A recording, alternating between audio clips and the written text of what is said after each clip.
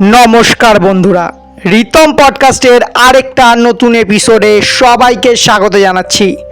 আজকে তোমাদের সাথে শেয়ার করতে চলেছি দমদমের একটা পুরনো ফ্ল্যাটের সত্য ভৌতিক ঘটনা। যদি তোমরা আমার ভিডিও ফেসবুক থেকে দেখো ফলো করে নিও, ইউটিউব থেকে দেখলে সাবস্ক্রাইব করতে ভুলবে না। তো চলো আজকের গল্পটা শুরু করা যাক। আজকের গল্পটা আমাকে মেল করে পাঠিয়েছেন রবি দাস দাদা, বেহালা থেকে। দাদা যেভাবে গল্পটা মেল করেছে তোমাদের সামনে ঠিক সেইভাবে তুলে ধরার চেষ্টা করলাম। আমার নাম রবি দাস, আমার বাড়ি বেহালা। আজকে তোমাদের সাথে যে ঘটনাটা আমি শেয়ার করছি সেটা আমার জীবনে ঘটে যাওয়া একটা মারাত্মক ভয়ানক ঘটনাটা আমার জীবনে ঘটে 2014 সালে। তখন আমি একটা শর্ট ফিল্ম যারা বানায় না তাদের সাথে যুক্ত ছিলাম। খুব ভালো লাগতো না নতুন নতুন জায়গায় যাওয়া, শর্ট ফিল্ম শ্যুট করা। আমি ওখানকার ক্যামেরাম্যান ছিলাম।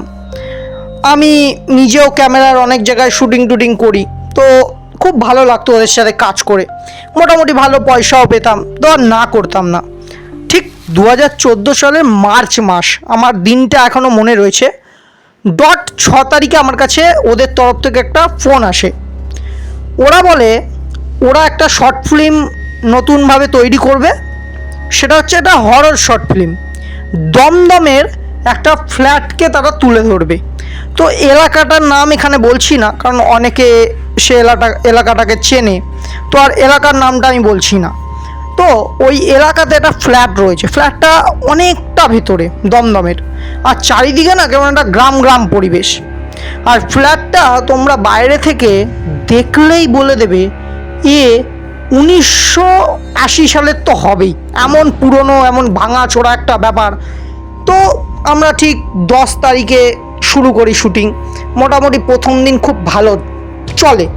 তো এমন 11-12 তারিখ অবধি আমরা যখন শুটিং করি না, এবার দমদম থেকে বেহালা রোজ 4 হুইলার বুক করে আসা সেটা সম্ভব হচ্ছে না। তো আমি আর আমার 2-3 জন বন্ধু যারা ক্যামেরাম্যানে আমার হেল্প করে, কেউ ছাতা ধরে, কেউ লাইট ধরে, তো তাদেরকে নিয়ে আমি বললাম যে আমরা এই ফ্ল্যাটেই থাকবো। কারণ সত্যি কথা বলতে আমরা নাইটেই শ্যুট করেছিলাম। তো নাইটে শ্যুট করে না আমাদের সেরম কিছু মনে হয়নি। আমার মনে হয়েছে পার্সোনালি সেই সময়টায় দাঁড়িয়ে যে এই ফ্ল্যাটটা লোকে রুমার্স ছড়িয়েছে, আর কিচ্ছু না, কোনো কিছু নেই ফ্ল্যাটে। তো আমি আবার ভাবলাম, আমি আবার এদিক ওদিক একটু ঘুরেছিলাম, তো অনেক বকাটে ছেলেপেলেও দেখেছিলাম যারা বিড়ি সিগারেট নেশা ভান করছিল। আমি একদম শিওর ছিলাম যে এই ছেলেগুলোই হয়তো বদমাইশি করে এই ফ্ল্যাটটাকে যাতে কেউ না বেচতে পারে ওই জন্য ভূতের ভয় দেখায়। তো মোটামুটি ওই 14-15 তারিখে যখন আমরা শুটিং শেষ করি, ঠিক ওই 12টার দিকে শুটিং শেষ হয়, প্রডিউসার সব চলে যায়।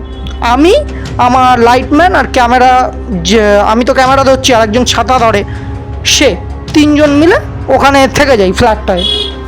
সত্যি কথা বলতে মিথ্যে বলবো না, প্রথম দিন যখন আমরা ফ্ল্যাটটাতে থাকি না, আমার কোনো কিছু মনে হয় না এরকম যে কিছু ভূতের আছে বা কিছু। বাট ঠিক ডেটটা ছিল 17 তারিখ, ওরম 16 তারিখ আমাদের সেরকম কিছু মনে হয়নি, আমরা মোটামুটি কাটিয়ে দিই। 17 তারিখ প্রথম আমার এরকম একটা জিনিস আমি ফিল করি। রাত 1টা বাজে, আমরা 3 জন খাবার টাবার আগে থেকে এনে রাখতাম, বিকজ দমদমের মতো একটা ভেতরের জায়গা, তো ওখানে তো আর হোটেল পাওয়া যাবে না রাতে, তো আগে থেকে খাবার আনা থাকতো। প্রথম যে ঘটনাটা, আমরা ফ্ল্যাটের 2nd ফ্লোরে থাকতাম, ঠিক আছে। তো ফ্ল্যাটটাতে আর কেউ নেই, আর জানলা টালনা সব বন্ধ। আর ফ্ল্যাটটার চারিদিকে না একটা মানে মোটামুটি ভালোই একটা বাগান টাইপের আছে, আর চারিদিকে মোটামুটি একটা বর্ডার দেওয়া রয়েছে যাতে কুকুর বিড়াল কেউ না ঢোকে।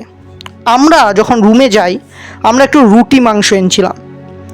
আমরা 3 জন গিয়ে দেখি মাংসের বাটিতে 1 পিসও মাংস নেই, হাড়গোড়গুলো সব এদিক ওদিক পড়ে রয়েছে, আর 1 ফোঁটা ঝোল নেই। আর রুটির মতো পড়ে রয়েছে, রুটিটা কেউ ধরেনি। তো আমরা অত কিছু না ভেবে আমরা ভাবলাম হয়তো হতেই পারে কুকুর বিড়াল ঢুকে এসছে। আমরা মোটামুটি ওই রুটিটাকেই তখন খেয়ে নিলাম, কারণ খিদেও পেয়েছিল। খেয়ে দিয়ে শুয়ে নিজেদের মতো মোবাইল ঘাঁটছি 3 জনেই। ঘুম আসছে না, ওই রাতে হঠাৎ করে না ঘুম আসছে না। আর আমাদের মনে হচ্ছে, আমরা তো সেকেন্ড ফ্লোরে রয়েছি, ফার্স্ট ফ্লোরে মনে হচ্ছে কেউ একটা হাঁটাহাঁটি করছে আর কিছু একটা গল্প করছে, মানে দুজন তিনজন একসাথে থাকলে এমন একটা ফিস ফিস করে কথা বললে একটা আওয়াজ হয় না, ঠিক আমরা না ফার্স্ট ফ্লোর থেকে ওরকম আওয়াজ পাচ্ছি।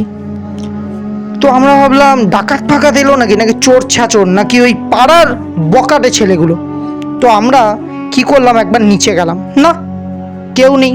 আমরা আবার সেকেন্ড ফ্লোরে ফিরে এলাম, নিচে তো আমাদের গল্প টল্প করছি। হঠাৎ করে না আমাদের ওপরেই ছাদ ছিল, ওটা 2টো ফ্লোরের একটা ফ্ল্যাট, তো ছাদ ওপরে।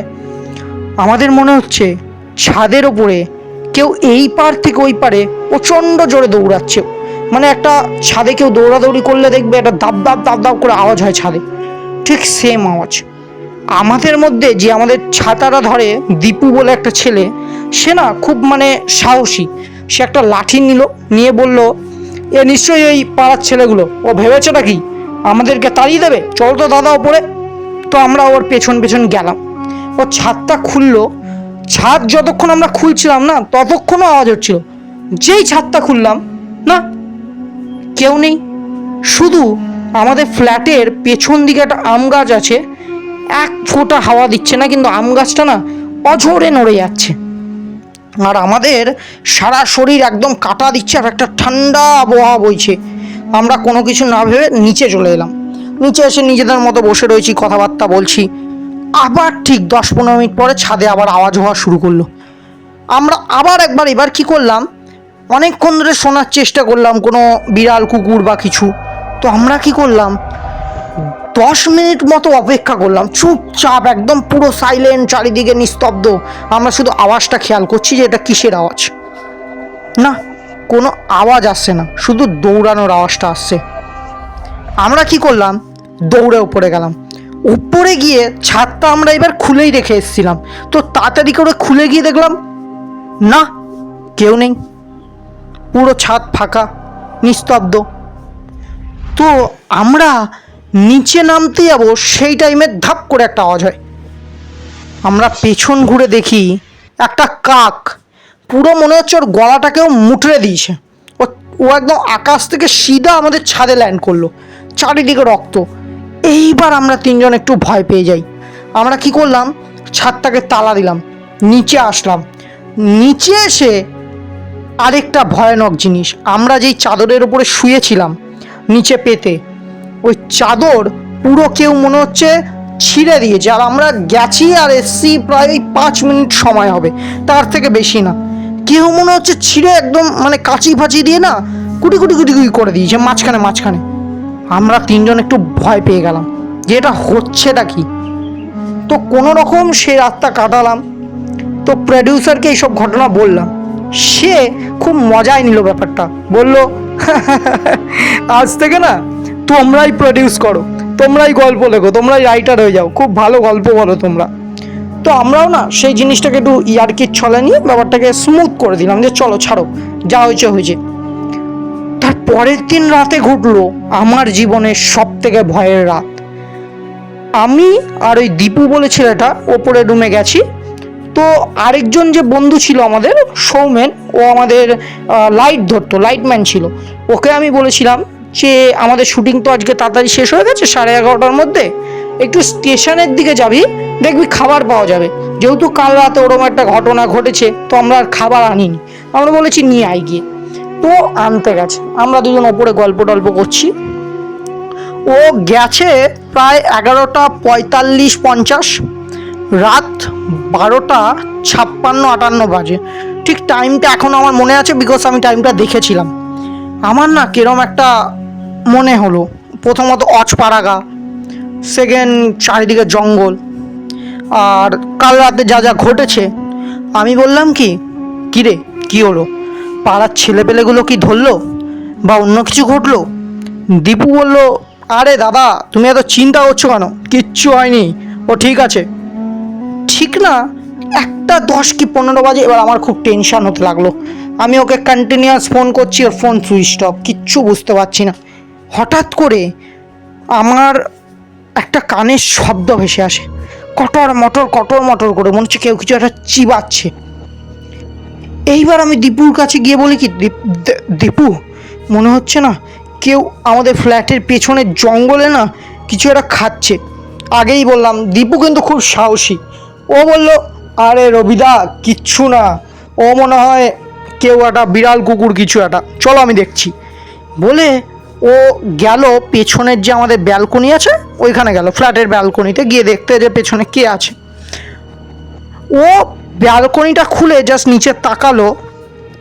আমি দীপুকে মনে হয় এরম ভয় পেতে সেই দিনই দেখেছিলাম। ও পেছনের দিকে ছিটকে আসে, ও ভয় কাঁপছে, আর ও খালি বলছে কি, সৌমেন সৌমেন।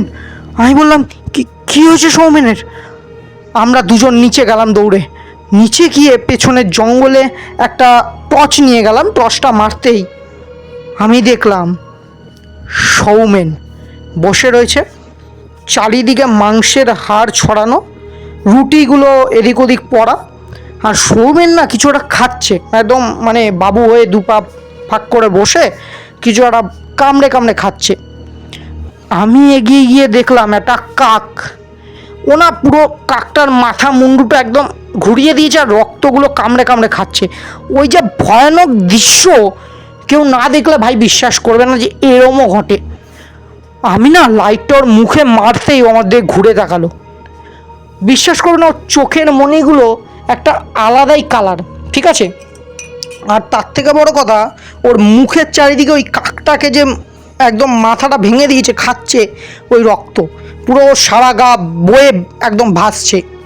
ওনা একদম কোনো রকম হামাগুড়ি দিয়ে আমাদের দিকে একদম মানে রাগের চোখে তাকাচ্ছে আর বলছে, হ্যাঁ হ্যাঁ হ্যাঁ হ্যাঁ মেরে দেবো মেরে দেবো মেরে দেবো।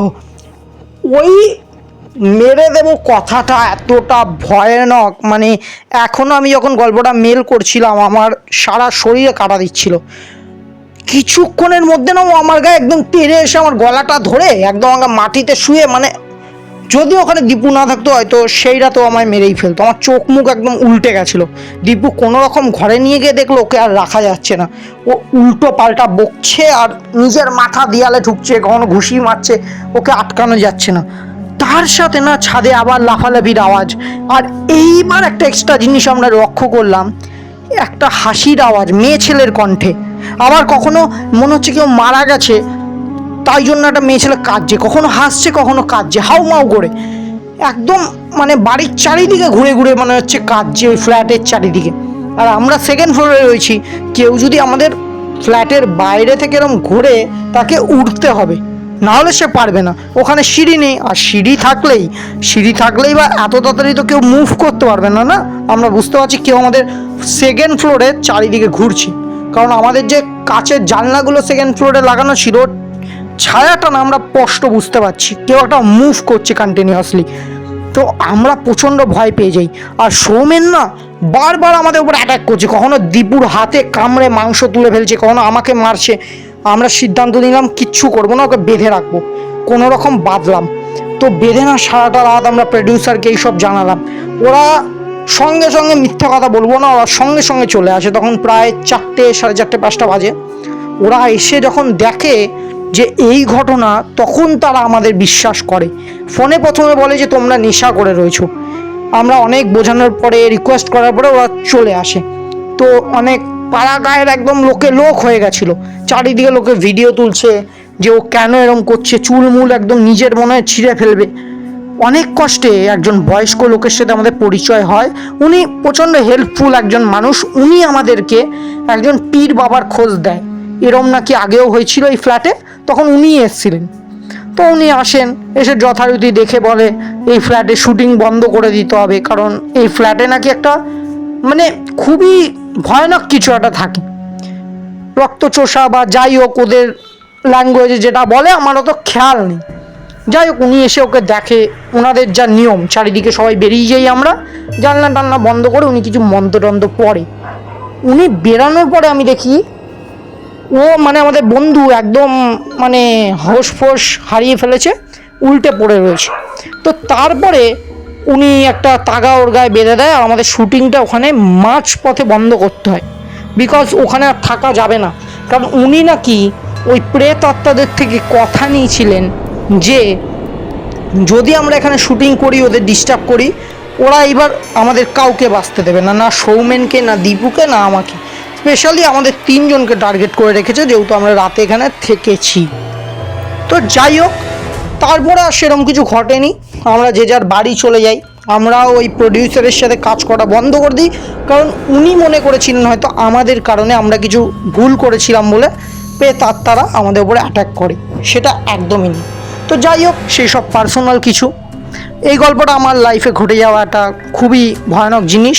যদি তোমার ভালো লেগে থাকে, তোমার বন্ধুদের পড়ে শুনিও। প্রথমে বলি, আজকের গল্পটা সত্যি ক্রেজি, প্রচণ্ড ভয়ানক। আমার কিন্তু খুব ভালো লেগেছে আজকের গল্পটা। যদি তোমাদেরও ভালো লাগে, শেয়ার করে তোমার বন্ধুদেরও ভয় পাওয়ার সুযোগ করে দাও। কমেন্টে জানিও দাদার গল্পটা কেরম লাগলো। আর হ্যাঁ, লাইক, শেয়ার, সাবস্ক্রাইব করো। আর হ্যাঁ, ডিসক্রিপশনে আমার মেল আইডি আছে ritom91558@gmail.com। তোমাদের লাইফেও যদি এরকম কোনো গল্প থেকে থাকে, তোমরা লিখে পাঠাতে পারো, আমি অবশ্যই পড়ে শোনাবো। আজকের জন্য এইটুকু। দেখা হচ্ছে অন্য কোনো ভয়ানক গল্পের সাথে। টাটা।